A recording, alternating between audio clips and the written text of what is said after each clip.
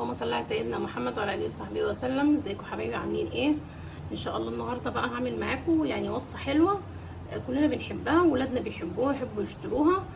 فدلوقتي هعمل معاكم بقى الكرواسون ده مكوناته سهله وبسيطه خالص، وهعمله معاكم بطريقه حلوه يعني سهله خالص، اسهل من اي طريقه شفتوها قبل كده. فدلوقتي المكونات اللي معانا هيبقى نص كوبايه زيت وكوبايه ميه مبدئيا، يعني على حسب نوع الدقيق ما بياخد معاكي، وبيضه ورشه ملح ومعلقه بيكنج باودر وزبده، اي نوع زبده او سمنه هنحتاجها برده، ومعلقه كبيره خميره. ودلوقتي هنشوف هيعمل ايه. دلوقتي بقى هنحط البيضه، وبعدين هنحط فوقيها الخميره، باكت خميره اهو، يعني هناخد منه حوالي معلقه، ورشه البيكنج باودر والملح. نحط نص كوبايه الزيت ونقلب بقى ايه، ونص كوبايه الميه برضو هنحطها، ونقلب بقى المكونات دي كده مع بعضها عشان الخميره بقى تدوب والحاجات دي كلها تدوب وتعمل كده القطعات بتاعتها، تبين ان الخميره متفاعله وحلوه. هنقعد نقلب فيها كده شويه، بعد كده بقى ايه نشوف هنعمل ايه. ودلوقتي قلبناه اهو، دلوقتي هنحط الدقيق بقى ونشتغل معاه. ودلوقتي اهو حطينا الدقيق بقى، هنقلب كده بس بقى ايه بالراحه كده، وكمان خلاص بقى مش هنحتاج ده بقى، كفايه كده عليه، نعمل بايدينا بقى. دلوقتي هنحط بقى بقيه الكوبايه الميه اللي كانت معانا واحده واحده برضو، عشان ايه العجينه ممكن الدقيق ما يحتاجش غير كوبايه، ممكن نحتاج كمان حبه حسب نوع الدقيق ما بيشرب معانا. ودلوقتي طبعا زي ما انتم شايفين خلصنا عجينه، هي خدت مني كوبايه الا يعني معلقتين 3 ميه، يعني ما كملتش الكوبايه. وشايفين العجينه طريه وحلوه ازاي، احنا عايزينها بقى بالشكل والجمال ده، وطريه اهي وحلوه. احنا دلوقتي هنغطيها بقى وهنسيبها شويه كده ترتاح، وبعد كده هنكمل نشوف هنعمل ايه. زي ما انتم شايفين العجينه خمرت اهي وبقت جميله. دلوقتي هناخدها بقى ونقسمها نصين، ماشي زي ما انتم شايفين كده. دلوقتي بقى هنقسم العجينه اربع حتت كده، هنشوف هنعمل ايه دلوقتي. طبعا كل حته كده نكورها طرف جنب، ان شاء الله بقى يطلع معاكي احلى كرواسون تدوقيه بالطريقه دي، يطلع معاكي جميل ومورق وفي منتهى الجمال.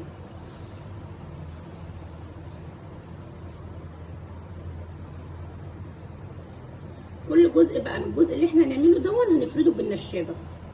طبعا هو اصلا فيه زيت، ويعني ايه مش محتاج دقيق ولا اي حاجه. هنشوف دلوقتي هنفردها بقى كده،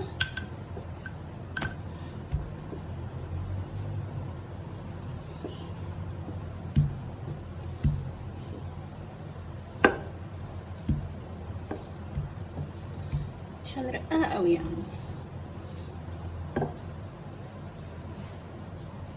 ده الجزء ده هو عملناه قدام،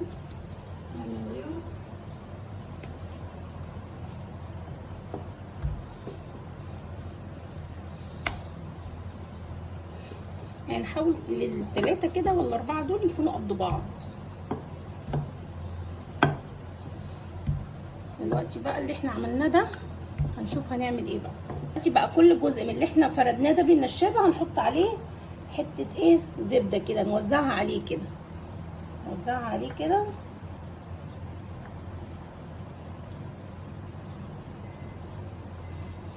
دي بقى بتديك التوريقه الحلوه لما انت بتيجي تاكليه تلاقيه مورق كده ايه من جوه بعضه كده. حطينا دي، ونحط بقى ايه عليها دي، واكمل بقى ايه الاربعه الباقيين عشان نكمل الاربع ايه دواير دول. ودلوقتي اهو حطينا الاربعه على بعض اهو، وبينهم طبعا الزبده. ودلوقتي هنفردها بقى ايه بايدينا كده الاول، وبعد كده بالنشابه بقى. طبعا نمشي كده بالنشابه لغايه ما تكبر معانا، ويبقى السمك بقى ايه رفيع، عشان طبعا احنا هنلفها فسمكها هيكبر معانا. نفضل بقى ايه نلف كده بالنشابه لغايه ايه ما الدايره تكبر معانا وسمكها يرق. يعني تبقى ايه زي ايه نص ملي كده، نص سنتي قصدي.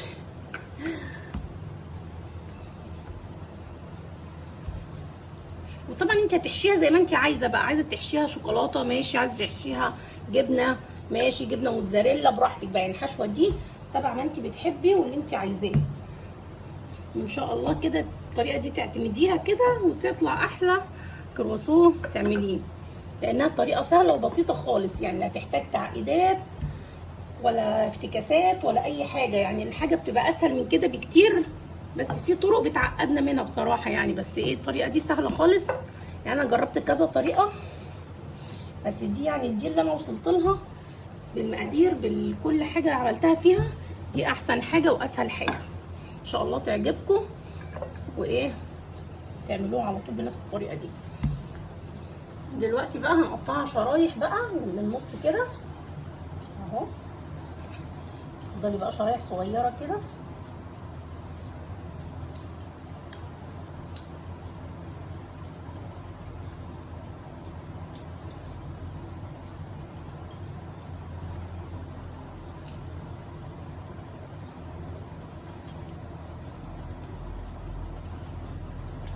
كده دلوقتي بقى هنبتدي نحشي.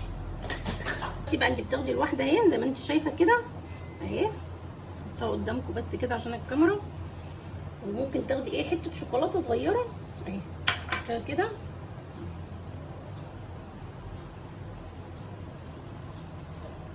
زي ما انت شايفه كده. حطها في الصاج بقى. ممكن نعمل واحده بالجبنه، حطي الجبنه تشديها كده كده، تفضلي تشدي بقى معاكي كده اهو، شايفين؟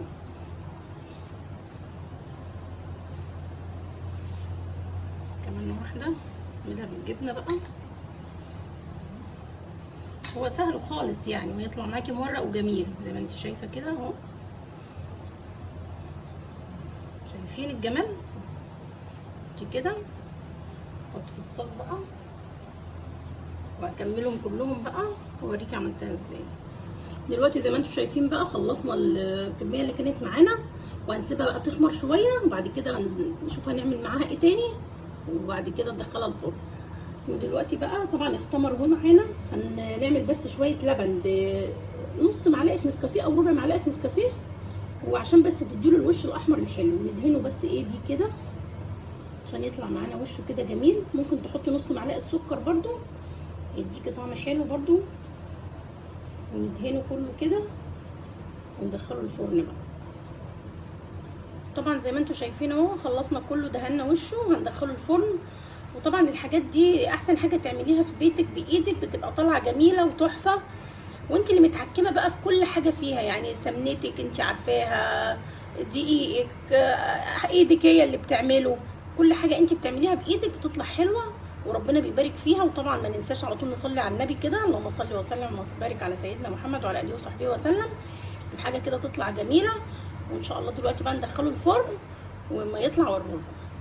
دلوقتي يا حبايبي شايفين الكرواسون طلع ازاي جميل ازاي ولونه حلو. دلوقتي كنا حطيناه على درجه حراره 200، يعني ربع ساعه بس معاكي لو الشوايه بتشتغل مع الفرن.